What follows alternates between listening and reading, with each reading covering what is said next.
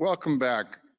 We're going to switch gears a little bit now and turn our attention to the topic of market access. Ensuring markets remain open for trade and parcels can freely and efficiently be transported to their destination is the key the success of the Canadian pulse industry.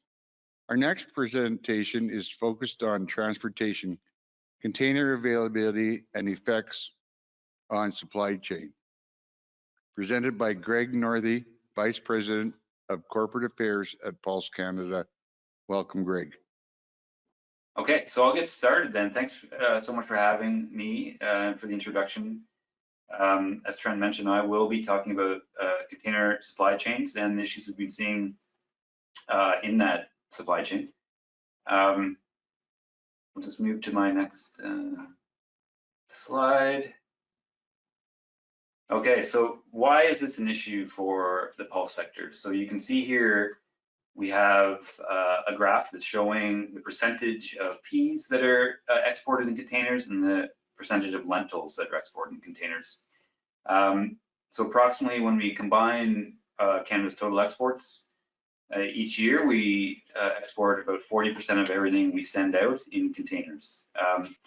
So it is an important part of our supply chains. Many of our global customers have built their own supply chains in their own countries based on receiving Canadian pulse and special crops in containers. So what's been happening? Well, starting in spring, as everyone remembers, when COVID first hit, there was quite a unprecedented changes in global trade. At that time, we were seeing strong demand for pulses, but the container trade was impacted quite a bit. We were seeing a lot of blank sailings, which is essentially that ships weren't calling at Canadian ports to take our exports away. Once things started to sort out a little bit better in the fall, it became really an issue of sufficient empty containers. So the vessels were coming, but the shipping lines weren't making containers available for export. The next phase, and which is what I'd say we're in now, is really a combination of the two. So access to empty containers, both Vancouver and Montreal, as well as access to ships. So the ships may be there, but the shipping, the container lines, the shipping lines aren't necessarily allowing exports to go on them or making containers available. We also are seeing a lot of cancellations in actual routes. So routes that we would have relied on to India, for instance, or Southeast Asia generally, no longer exist. So there's just a general deprioritization of many routes that the sector would have relied upon. And it's had a significant impact on our exports, containerized exports. So how can shipping lines do this? Well, it's very much around market power, and you know, we often would be focused on the railways in Canada, but shipping lines have a similar kind of market power advantage over customers. So shipping lines, there's about 9 of them. They arrange themselves into what are called alliances. Those 3 alliances control 86 to 90% of the market share between North America and Asia. So tremendous amount of market power. They're essentially an oligopoly, and they can really control supply and capacity. And when you're a shipper, it's really hard to combat that. So as I said, it's impacted us in a variety of ways. Routes are just not available as far as the shipping lines. Getting even bookings on container lines, extremely difficult. If you do manage to get a booking, a reservation, you will be rolled consistently. So the thing with container vessels is you actually book space on a specific vessel. What we're seeing these days is that you get rolled. Even if you have a booking on that vessel, you'll get rolled and rolled and rolled, up to the point where last year our estimate was that 90% of all of our exports were rolled from the vessel you had scheduled on to the next vessel, sometimes up to 6 months wait.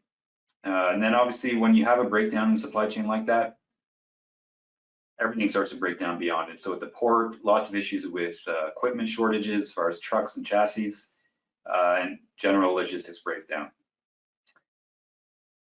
The other issue is costs, and so this is the one that's been emphasized quite a bit, that we've emphasized a lot. This graph, you can see an index that shows shipping costs for freight. The blue line is bulk. You can see bulk costs have come down. And then the other ones are container indexes. In Canada, pre-pandemic, it would have been around $800 to $1,000, depending on the destination, to get a container to export. Now we're looking at around $3,500 to $4,500. So costs have gone up quite a bit, and they've really plateaued and really leveled out. We've seen a bit of a dip, but the fact is we're still very much far off our peak times. So that's impacted us a lot. It's pulled value out of the products we're exporting. It's pulled value out of those commodities. It's increased costs for everyone in the supply chain. The people who have benefit, however, are the ocean carriers. So they have hit a record profit collectively in 2021, $190 billion in profits. It's a sevenfold increase over last year. And their operating margins are now 56%. While previously they would have operated more at around a 3% to 5% operating margin. So obviously they benefited a great deal from what's happening. Obviously no one has a concern around people making profit and matching supply and demand, but the reality is that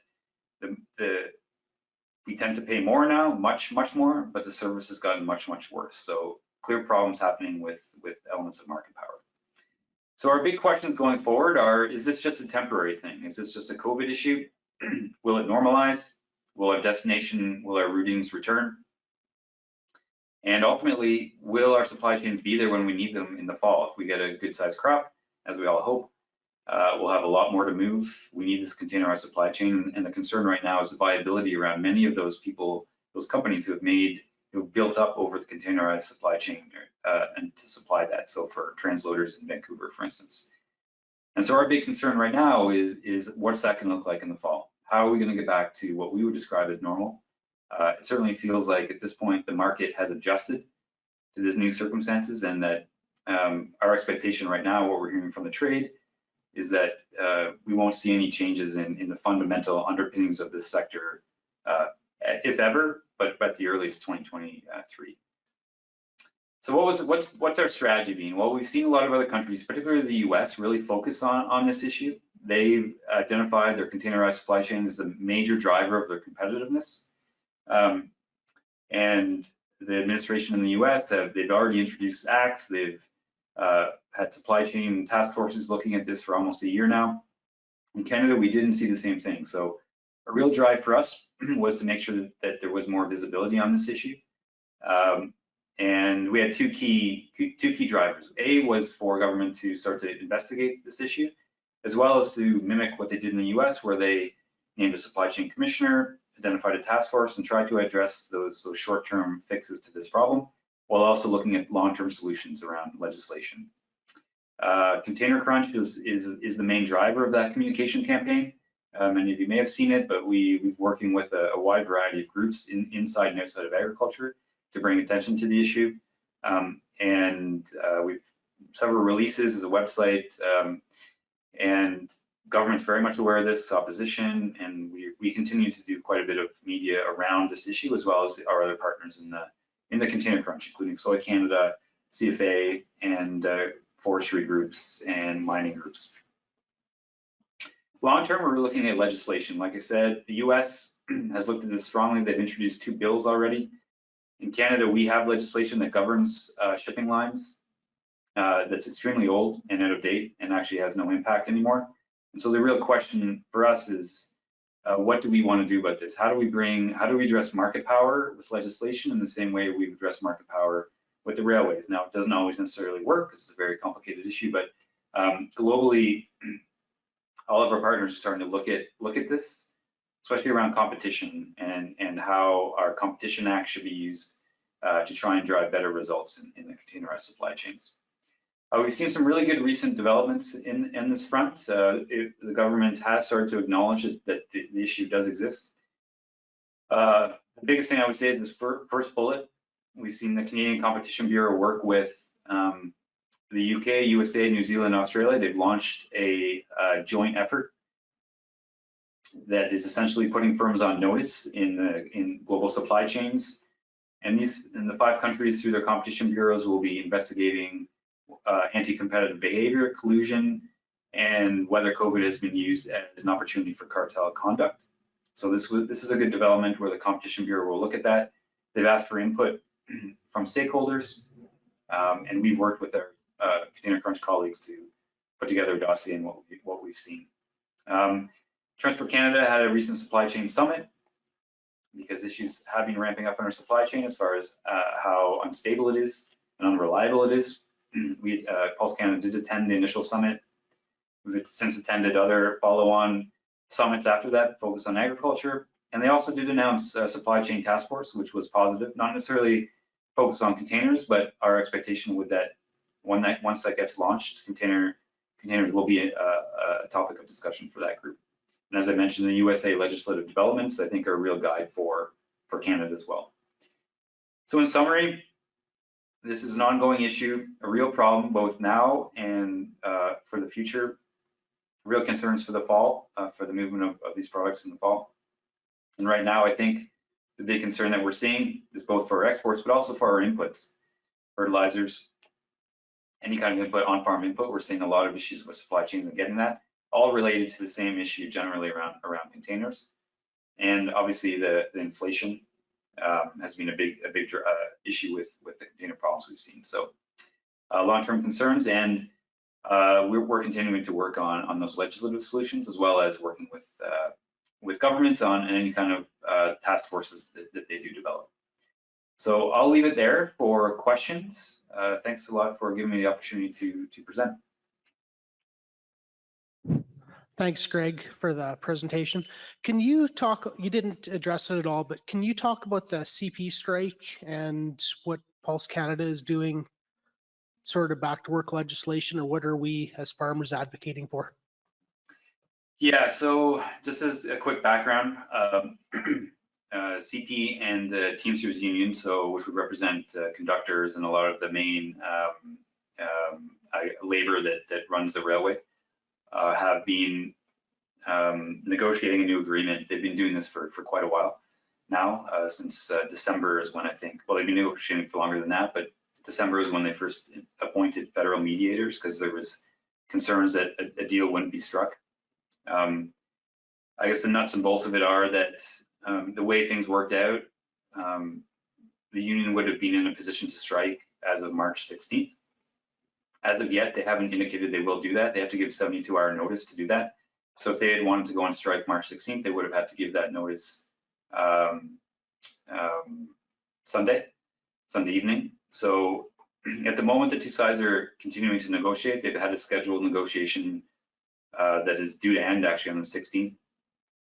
So far, we haven't seen any indication from either side that that either a strike would happen, and CP's also been saying they might lock out the employees, which would essentially have the same result as a strike. Both require a 72-hour notice. So at the moment, we don't have a definitive strike date. We'll get that 72-hour notice if it happens, and it would then we'd know pretty much a date. Pulse Canada, we've sent in a letter to ministers, the relevant ministers about this, essentially asking them to do everything in their power to address it. There's a lot of things on the table. They could do a binding arbitration before a strike happens. The other option, obviously, is that if a strike happens, they could come back immediately with back to work legislation. Our understanding from talking to government is they do feel motivated to not let a strike like this go on for long. Just the geopolitical situation and the general issues that we're seeing in the supply chain. I think they've heard from many groups that this would be damaging. So from our standpoint, Pulse Canada's put in a letter. We've worked with our colleagues in the Coalition of Rail Shippers, which crosses a variety of different commodities.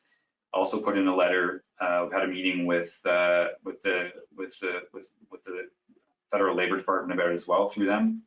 We've also submitted a letter jointly with 16 other agriculture groups addressing this issue, led by Fertilizers Canada.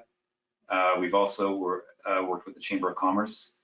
There was a media release last week, and we're also signatories to a letter that they put in as well. So I think I would just say that of all the strikes that we've seen in the past, this one, I think, has the most full-throated efforts by a real cross-section of people in the economy, of both exporters and just general businesses, that there needs to be action on this to either prevent the strike, or I think if the strike does happen, to end it extremely quickly.